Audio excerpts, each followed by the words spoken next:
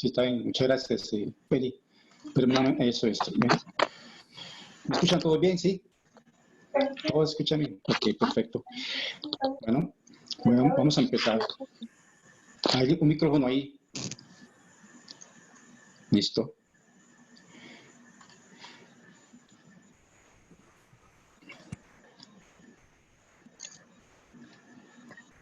Es que dice que estoy silenciada por el anfitrión.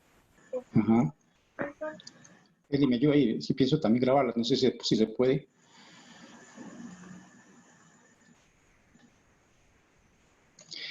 Muy buenas noches, Iglesia, Palabra de Vida.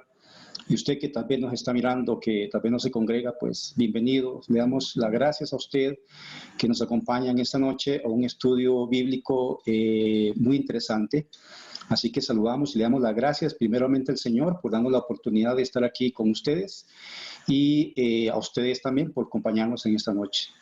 Bienvenidos y vamos a iniciar en esta oportunidad con un tema muy lindo, un tema que a mí me gusta mucho porque es un tema de doctrina. Temas de los que más me gustan a mí son estos de doctrina y de escatología. En esta oportunidad pues traemos el tema un punto de partida, la fe genuina, así como usted lo ve en la pantalla. Usted puede ver sus puntitos y tiene un propósito. El punto de partida, la fe genuina. Así que vamos a iniciar con esta enseñanza de esta manera. Muy bien. Dice la palabra del Señor en el libro de Habacuc, que es el que vamos a tomar como referencia, en el capítulo 2, verso 4, de la siguiente manera. Dice así: he aquí, aquel cuya alma no es recta se enorgullece, mas el justo por su fe vivirá. Libro de Habacuc dice que el justo por la fe vivirá. Ese texto es muy conocido, ¿verdad? En muchas ocasiones se ha predicado sobre eso y queremos hacer un análisis en esta noche más o menos profundo de lo que es el tema de la fe desde el punto de vista bíblico. La Biblia dice que el justo por la fe vivirá. ¿Quién es el justo? La palabra justo significa alguien que es recto moralmente, alguien que tiene rectitud moral, alguien que es puro y alguien que es absuelto de una culpabilidad. En términos bíblicos, justo es aquella persona que ha sido revestido de justicia, ha sido revestido de perdón y su vida ha sido completamente puesta en rectitud. Por eso dice la Biblia: he aquí aquel cuya alma no es recta. ¿Ves? Está comparando lo que no es rectitud con el justo. En esta oportunidad dice: alma que no es recta es la que se enorgullece. El orgullo es parte de aquella persona que no es recta delante de Dios, no tiene una rectitud moral delante del Señor. Ahora, les traigo estas dos citas bíblicas que dice la versión, una de las versiones que dice en Dios habla hoy: escribe a los malvados, que los malvados, dice, son orgullosos, pero los justos vivirán por su fidelidad a Dios. Entonces, esta nueva versión dice: no es por la fe, sino por la fidelidad, porque en términos bíblicos y en el Antiguo Testamento la palabra fe también significa fidelidad, como lo dice esta versión. Entonces dice: los justos viven por su fidelidad a Dios.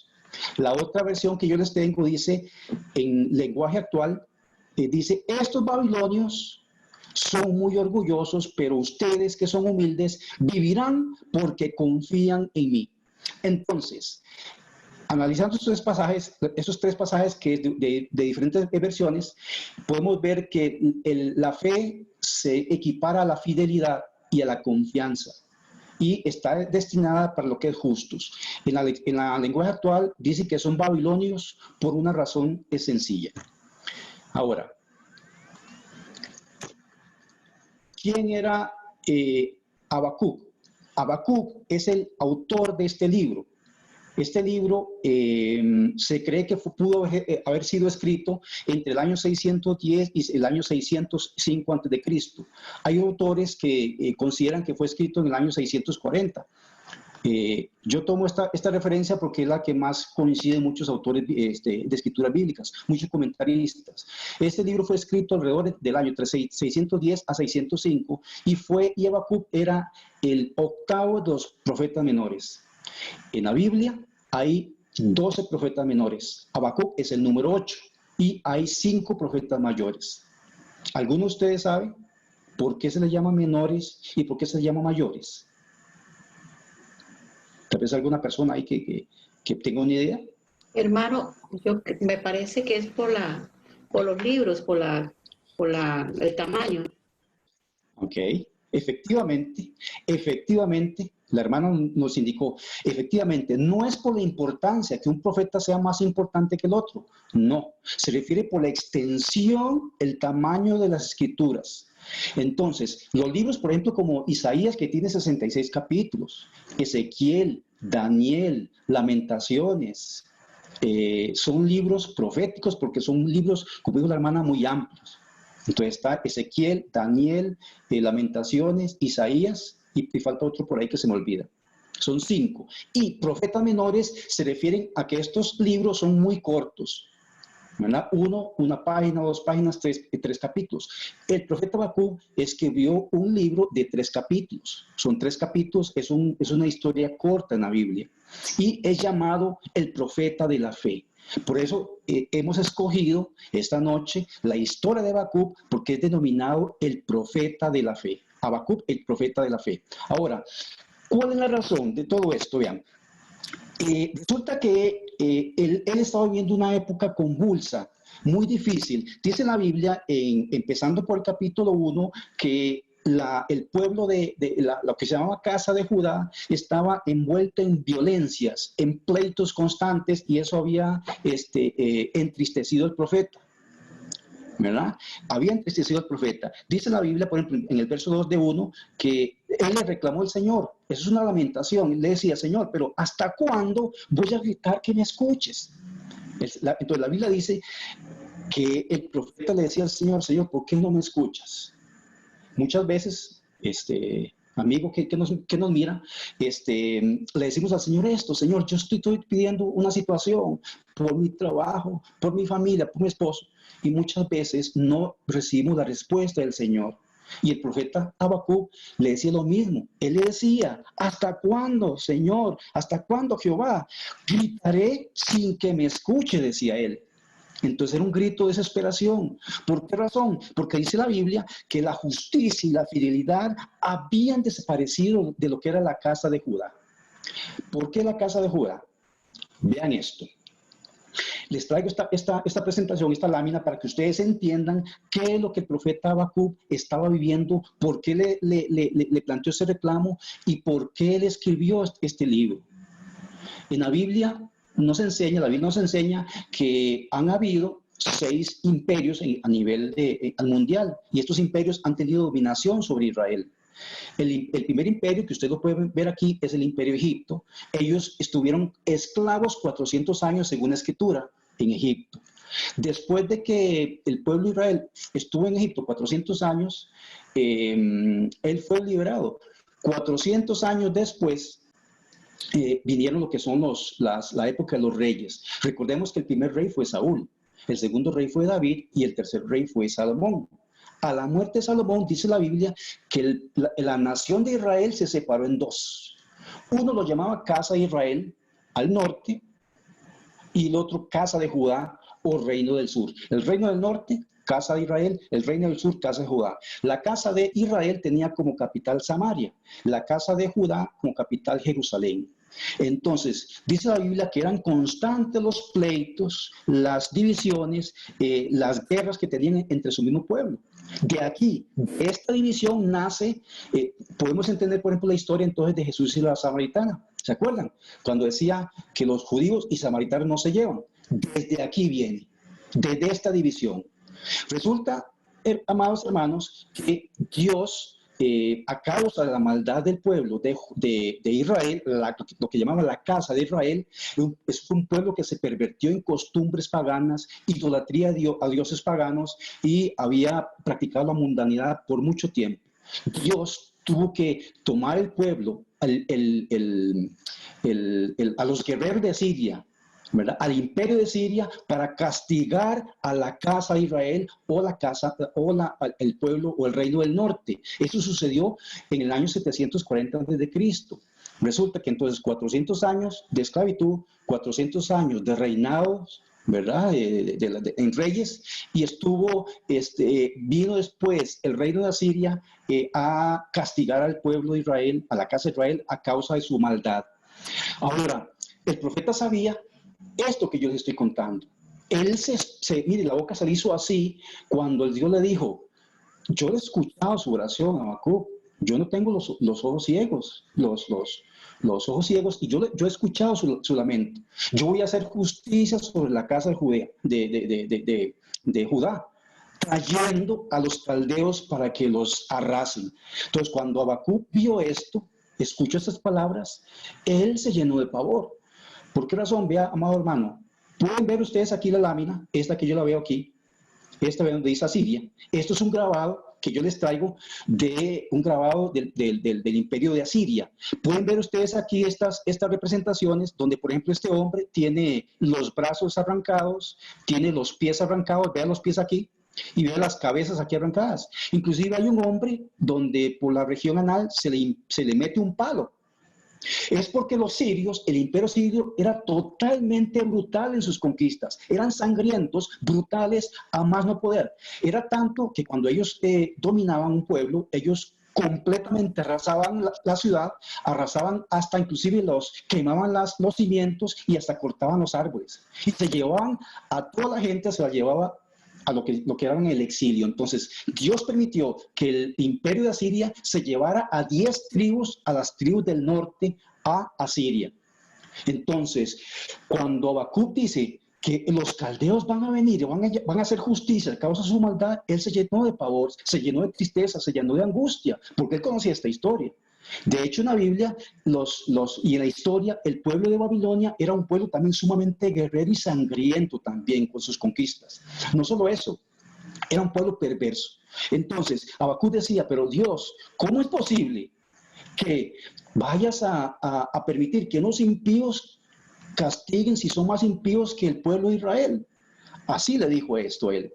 Entonces, el reino de Israel abandonó totalmente la adoración a Dios. Y el reino de Jehová titubeó completamente por décadas y décadas y décadas ante el capricho de sus reyes. Ambas casas, como yo les dije, libraron guerras entre sí y fueron castigadas por Dios enviándolo al exilio. Las tribus del norte, 10 tribus fueron enviadas a Siria, y las otras 2 tribus, que eran Judá y Manasés, fueron enviados a Babilonia. Entonces, ¿por qué Dios usó los caldeos? Habacuc le decía: Señor, pero este es un pueblo guerrero. Y el Señor le dice en su palabra, aquí dice en el capítulo 1, verso 6, yo levanto a los caldeos, nación cruel y presurosa. Su justicia, y dice, sus caballos, le dijo a Habacuc, sus caballos son más ligeros que leopardos, más feroces que lobos nocturnos, y sus jinetes se multiplicarán, y serán como águilas que se apresuran a devorar, y los recogerán como cautivos, dice, porque su fuerza es su Dios. Entonces, Habacuc, al oír esto, se le paró el pelo.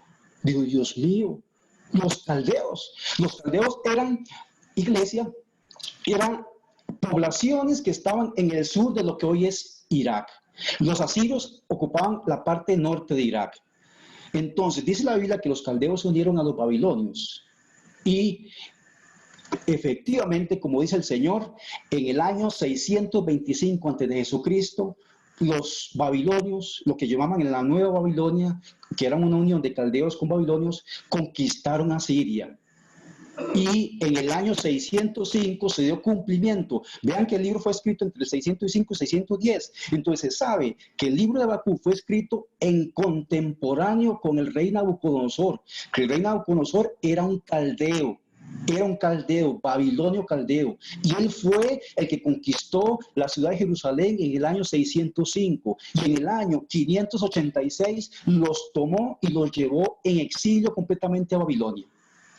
Entonces, cuando Habacuc ve estas cosas, dice algo tremendamente lindo y tremendamente importante. Él no entendía el plan de Dios. Él no podía saber por qué iba a utilizar un pueblo mundano para castigar a su pueblo. Él no tenía el plan. Entonces, ¿qué aprendemos nosotros con esto, iglesia? Y amigo y amiga que me escucha. Muchas veces, muchísimas veces no entendemos el plan de Dios, los planes de Dios. A veces le pedimos al Señor por una situación, por algo que nos está angustiando y no recibimos respuesta de Él. Como igual que Habacuc, no entendemos los planes de Él.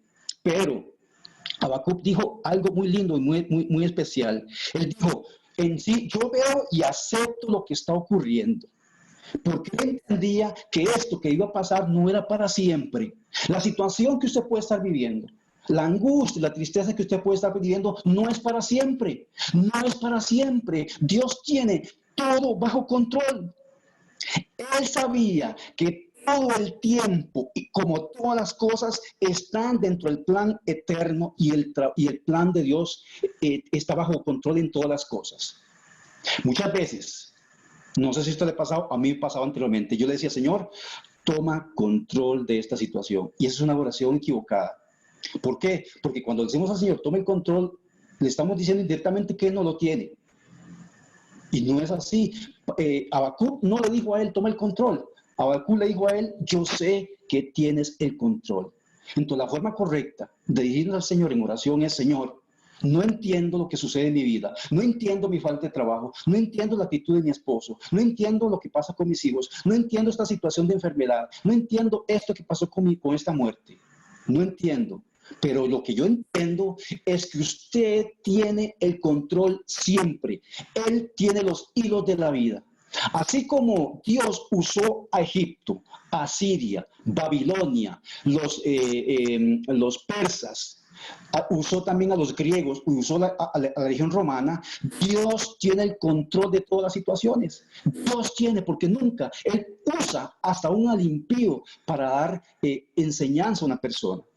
Entonces, Habacuc necesitaba encontrar un fundamento espiritual seguro, en que su comprensión, para entender quién es Dios y es lo que Él hace. Y ese fundamento se llama la fe. Ese fundamento. Cuando Dios, mire, hermano y hermana, Él le dijo lo siguiente. Le dijo al Señor en el capítulo 3, tranquilo espero el día de la angustia. Ojo, por eso se llama el profeta de la fe.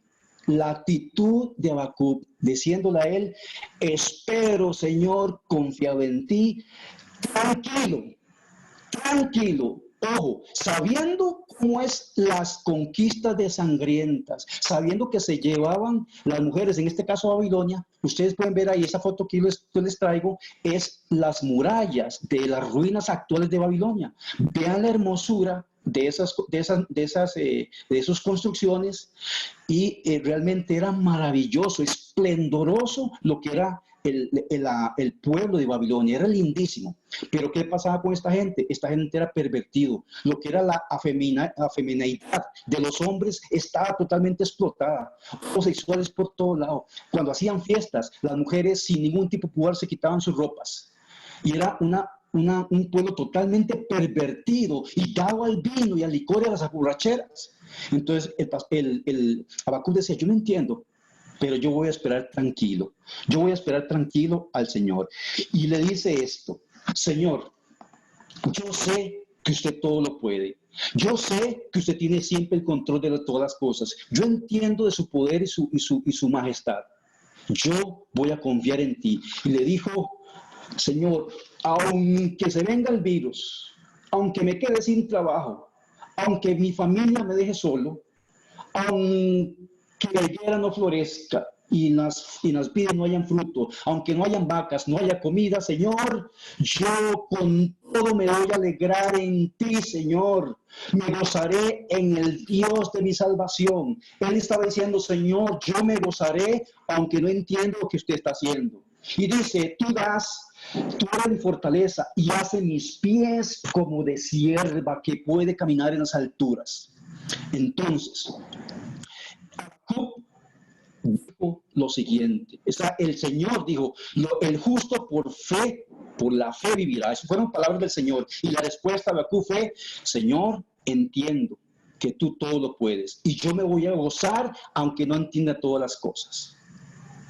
Y dijo, tú me tendrás, fortalecerás. Recuerden que la palabra fe en el Antiguo Testamento también significa firmeza. Él le dijo, tú harás mis pies como las de sierva, firmes, puesto en las alturas, y yo no temeré a que yo me vaya al vacío.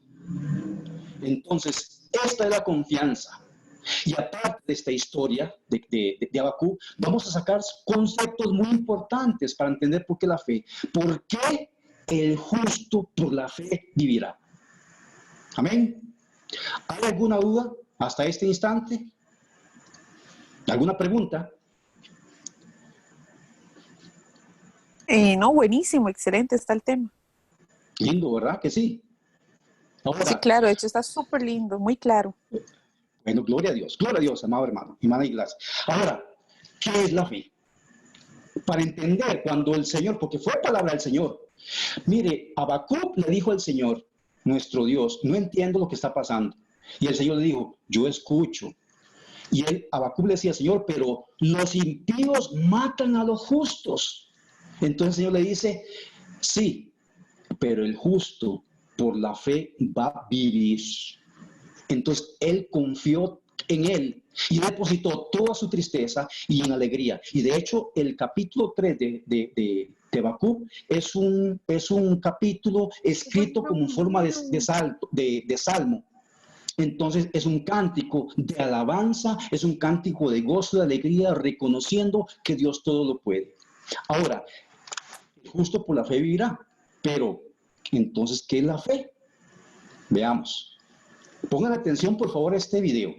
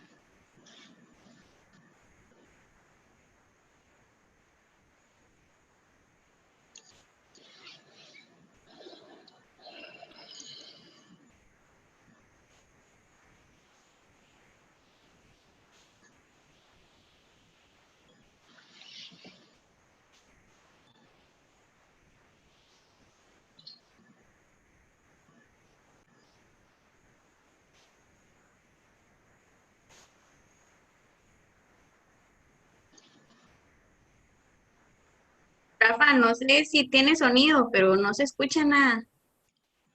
No escucha nada. No, no, es que no sé si es de ver o de audio o No, de no. video. Voy a ponerlo, amados hermanos. Voy a ponerlo para que lo vean, porque no sabía que nos estaba escuchando. ¿Ahora? Sí, ahora sí.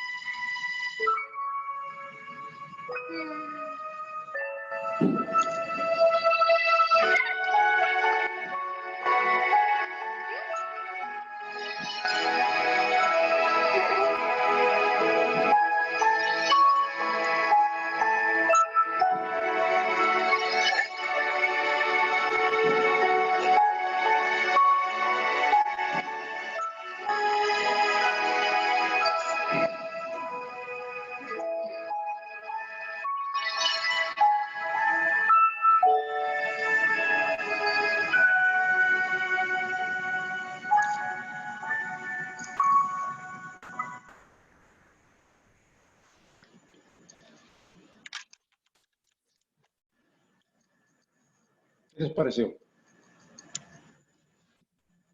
Buenísimo, buenísimo. Lindo, ¿verdad? Vamos a hacer unas preguntas. De acuerdo con lo que hemos presentado en esta noche y lo que usted acaba de ver, ¿cómo definiría usted la fe? ¿Qué entiende usted por fe? Para mí, bueno, saludos a todos. Para mí es confiar en el Señor a pesar de cualquier circunstancia. Digo, confiar en el Señor. ¿Qué más? Es el amor.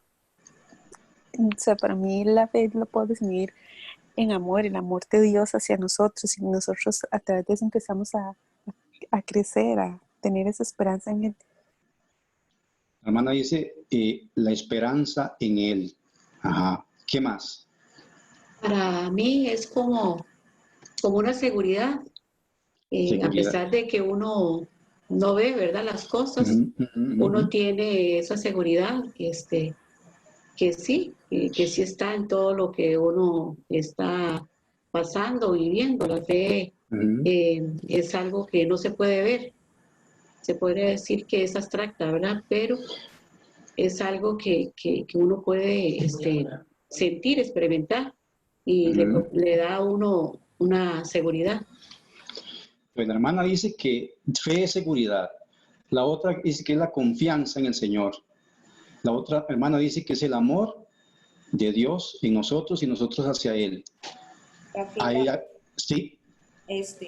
Yo creo que de alguna otra manera todo el mundo le tiene fe a algo, ¿verdad? A eso voy. Todo el mundo tiene la creencia en algo y le tiene fe a algo, ¿verdad? A eso voy. Solamente nosotros como cristianos creemos en Dios, le creemos lo que Él hace y también creemos en su palabra, ¿verdad? Nosotros como creyentes, pero de creer yo creo que todo el mundo tiene fe en algo, ¿verdad? Entonces, muy bien, hablamos opinamos de que fe es creer, fe es confiar, amar a Dios y seguridad. ¿Algún hermano, varón que nos ayude? ¿Solo mujeres han participado? Almi puso convicción en el chat. Lindo, convicción. Qué increíble, qué bueno, excelente. La Biblia define la fe de esta manera. En Hebreos 11:1 es muy conocido y dice la Biblia, es pues la fe, la certeza de lo que se espera y la convicción de lo que no se ve. Vamos a hacer un breve análisis etimológico. ¿Qué es eso? La etimología es el estudio de las palabras, el origen de las palabras para entender su significado. En esta frase, que la fe es la certeza de lo que se espera y convicción de lo que no se ve, vamos a analizar lo que es fe lo que es certeza y convicción para entender en forma global lo que es la fe. Porque como dijo Marcela, es creer, efectivamente, pero mucha gente cree muchas cosas. Primeramente, entendemos la certeza, la Biblia, la palabra certeza significa sustancia, algo que es sustancial o algo que es real. La palabra certeza, que es la palabra hypostasis en hebreo, significa real. La fe es algo real, no es un invento, no son creencias tontas, es algo real, conciencia de una total realidad y la convicción de algo que nosotros esperamos a futuro. La fe es algo real de algo que se espera a futuro y es una convicción. La palabra convicción significa prueba o demostración o evidencia. Entonces, la fe es una prueba contundente de cosas que no vemos y es algo real de lo que esperamos. La fe tiene entonces que ver, no tiene que ver nada con la vista. Cuando nosotros logramos ver algo que esperamos, ya no es fe. Porque ya no es fe, porque la fe es cosas que nosotros esperamos, es algo que se espera. La fe siempre tiene que ver con el futuro. Y es un convencimiento de las cosas que no vemos. Ahora, quiero preguntarles a ustedes, ¿cómo tiene una persona la certeza de que algo es cierto? En términos de fe, las cosas son ciertas. ¿De dónde obtenemos nosotros la verdad que es creída como verdadero? La certeza es lo que es verdadero, lo que es cierto. Entonces, ¿dónde obtenemos esa verdad? En la palabra de Dios.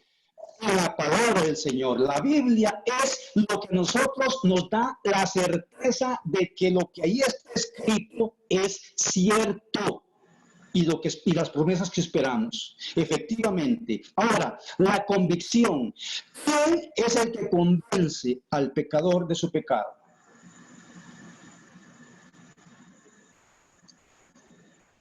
¿Quién convence de pecado? De justicia, el Espíritu Santo. Entonces, el Espíritu es el que le da convicción a la persona para creer. Y la palabra es lo que le da la certeza, le da la conciencia que es real la fe. Y cuando hablamos de fe, una fe bíblica, porque hay cosas que no son fe verdadera. La fe verdadera, este estudio se llama la fe genuina, punto de partida. La fe verdadera es algo cierto, real. Y es una convicción, una prueba irrefutable de las cosas que no vemos nosotros. Eso es lo que define la Biblia como fe. Ahora, pero vamos más allá. La Biblia nos enseña todavía más sobre la fe.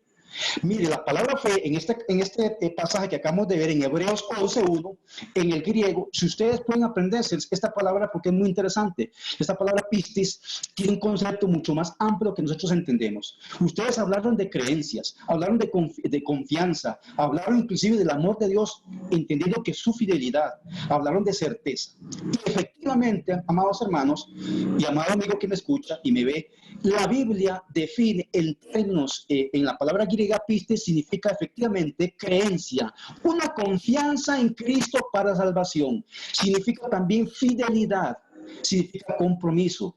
Se define como un estado de absoluta certeza, convencimiento pleno. Fe es entonces confiar y creer al punto de tener una total confianza y seguridad, como dijo la hermana. Es una convicción basada en lo oído.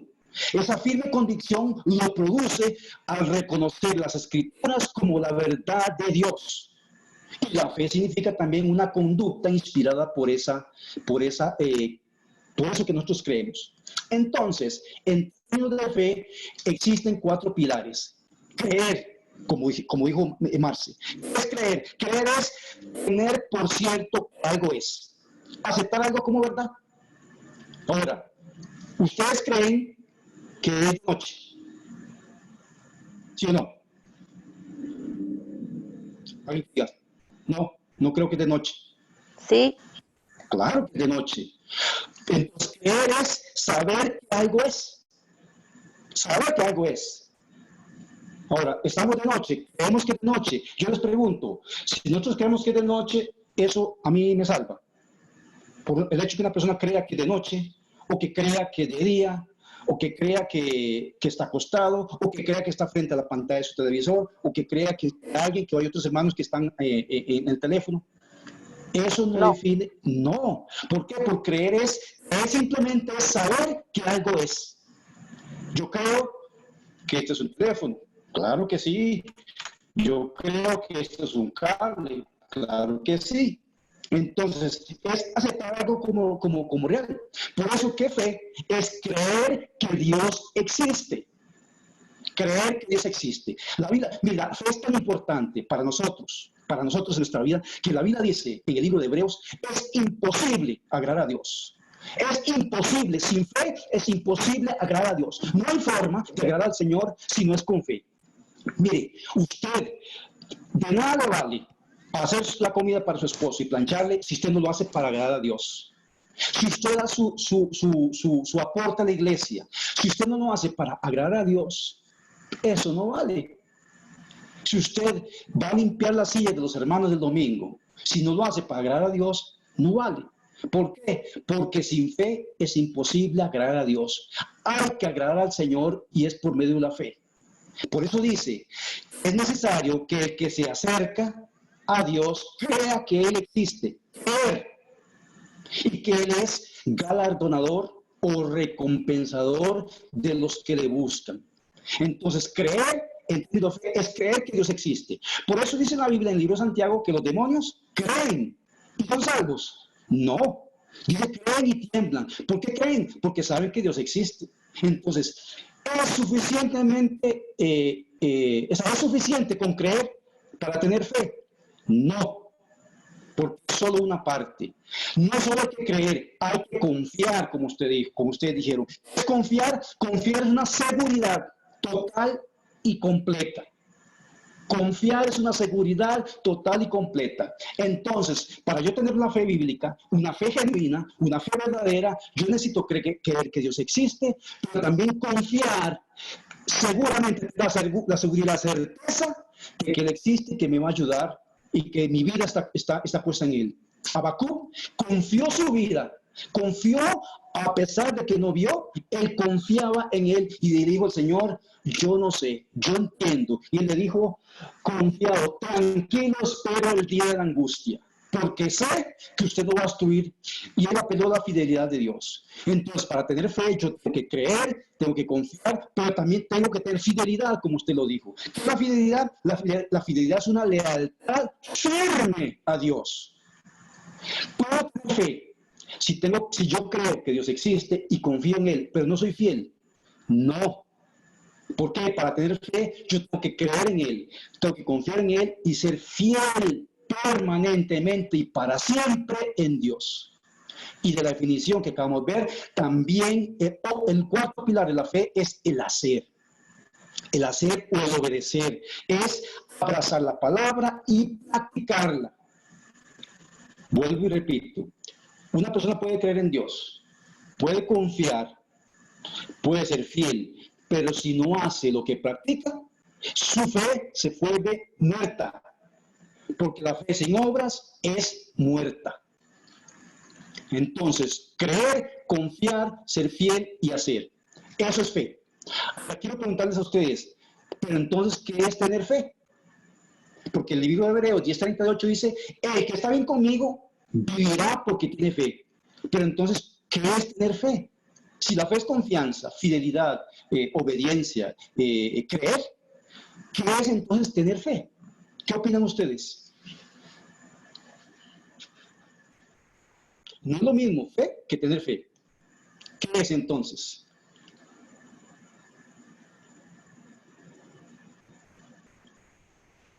Como decía mi hermana Marcela, la fe no es un concepto abstracto. Rafita, repita la pregunta, por favor. Claro que sí. La fe es confiar, creer, obedecer y ser fiel. Eso es fe. Pero entonces, ¿qué significa tener fe? Porque la fe se define así. Pero ¿cómo sé yo que yo tengo la fe?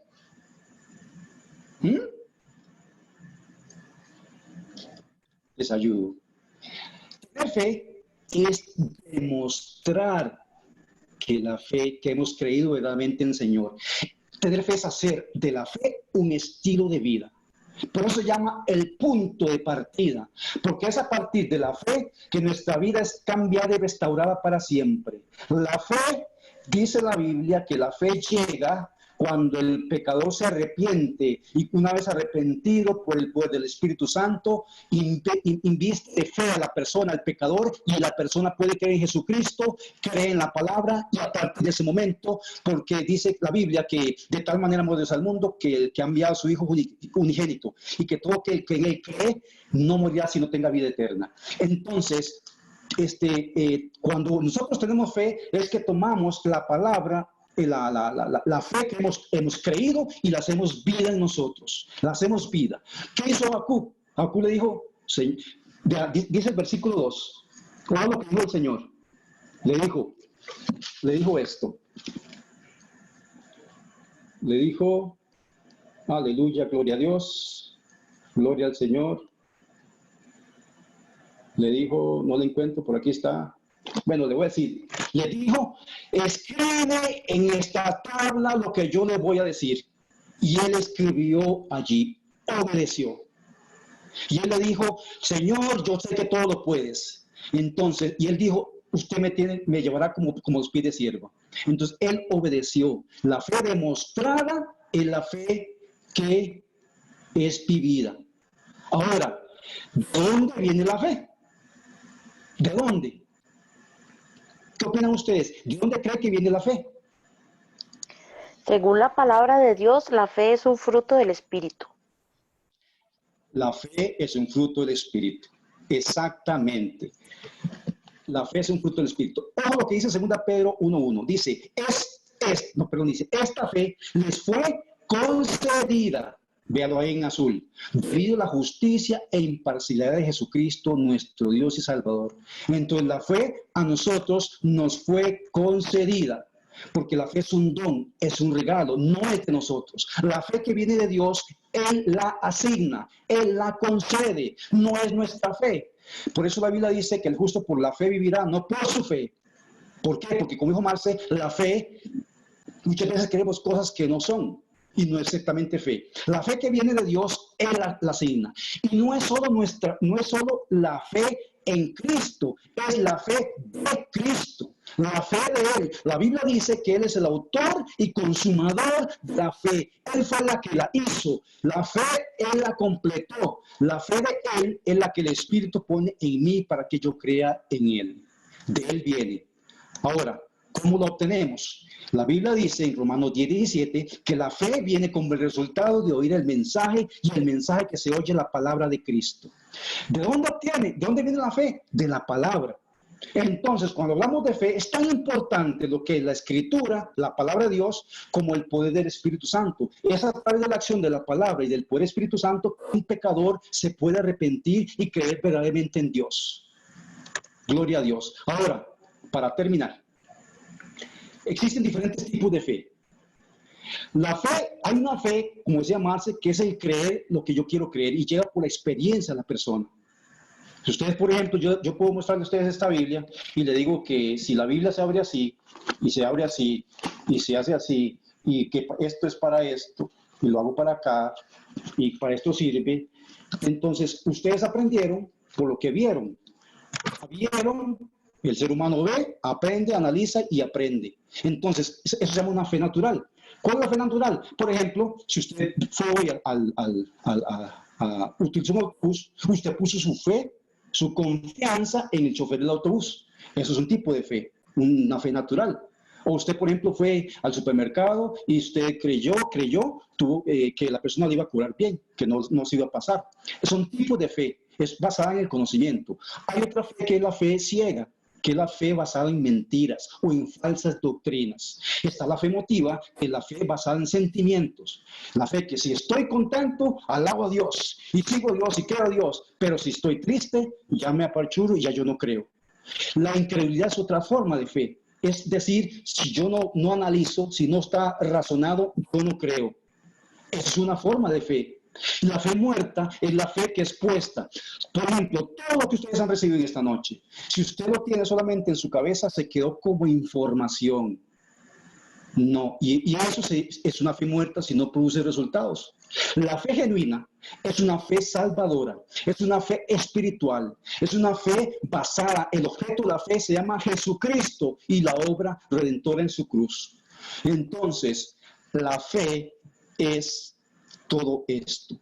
La fe es el punto de partida, la primera columna que el pueblo de Dios debe tener en esa fe espiritual o confianza en Dios. Esa actitud no crecerá ni se desarrollará a menos de que nosotros como creyentes lleguemos a conocer al Señor cada día más. ¿Alguna pregunta?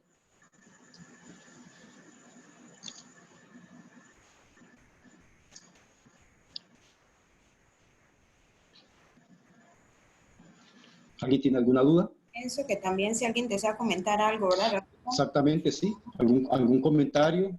Uh-huh.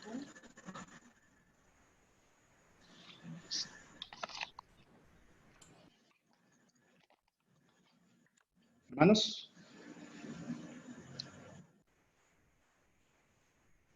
Rafita, Dios te bendiga, Salomón. Bendiciones, pastor. Dice la Biblia que la fe sin obra es muerta. Exactamente. O sea, la Biblia dice que muéstrame tu fe. Fe. Sin tus obras, y yo te mostraré mi fe con mis obras. Así es. No se basa solamente en un pensamiento, o en un sentimiento, o en un decir. Tiene que concretarse. Si no hay obra, no hay fe. Como un pequeño resumen, porque lo que estás hablando es muy bueno acerca de la fe. Así es. Si la fe no se practica, es fe muerta. Y de hecho la palabra dice en Santiago que la fe se perfecciona por las obras. Muéstrame tu fe y yo veré tus obras. Muéstrame tus obras y yo veré tu fe. Entonces, si la fe se queda aquí, es una fe muerta, efectivamente. ¿Alguien más quiere comentar algo más? Yo pienso, Rafita, de que qué lindo que es esto de la fe, ¿verdad? Porque también esto hace que tengamos nosotros, ¿verdad? O que nos diferenciamos de los demás. Porque nosotros los cristianos vivimos por fe, no por vista, ¿verdad? El mundo ve todo con ojos, ¿verdad? Ojos humanos, o humanamente o carnalmente, digámoslo así. Pero nosotros vemos siempre, ¿verdad? Por fe, y tenemos siempre otra perspectiva de cómo vemos ¿verdad? Conforme a la fe. Es un don que el Señor nos ha dado también, ¿verdad? Exactamente. Por eso el tema se llama la fe genuina, el punto de partida. Porque es por medio de la fe que nosotros empezamos a vivir una vida nueva y restaurada. Mire, no se puede vivir sin fe. Por eso es la fe genuina es la verdadera. Lo que usted puede ver, la 1, la 2, la 3, la 4, la 5, son fe falsas. Son falsas. Porque la única fe es la confianza en Jesucristo. Y la fe que define la Escritura, en todo momento Jesucristo, el apóstol Pablo y todos, es una fe espiritual, la que se llama el Espíritu. Por eso dice la Biblia que el hombre natural no puede entender las cosas que son del Espíritu, porque para él son locura. La fe solo se puede entender por medio del Espíritu. El Espíritu Santo se mezcla con mi espíritu, y cuando el Espíritu está ahí, yo debo aprender a fortalecer mi fe. ¿Qué es lo que pasa, amados? Cuando llega un problema o una situación, es que nosotros ponemos nuestra mirada en el problema, o sea, en nuestro pensamiento. Cuando el problema está en nuestro pensamiento y le damos, ahí hay un problema. ¿Qué hizo Habacuc? Habacuc entendió las cosas, pero él quitó su mirada. Él dijo, Señor, este es el problema, pero yo voy a poner mi confianza en usted. Entonces, cuando uno alimenta el pensamiento y la idea, ahí viene el pensamiento, uy, el virus, uy, hay tantos contagiados, uy, me voy a contagiar. Y entonces alimenta su pensamiento. Pero cuando nosotros empezamos a alimentar el espíritu, por medio del estudio de la Escritura, por medio de la oración, por medio de enseñanzas como estas, el espíritu se fortalece y entonces cambiamos. Ya no es lo que veo, sino lo que no veo. ¿Algún hermano o alguna hermana?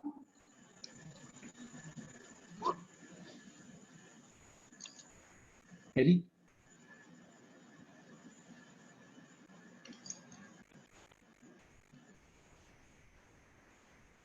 Aleluya.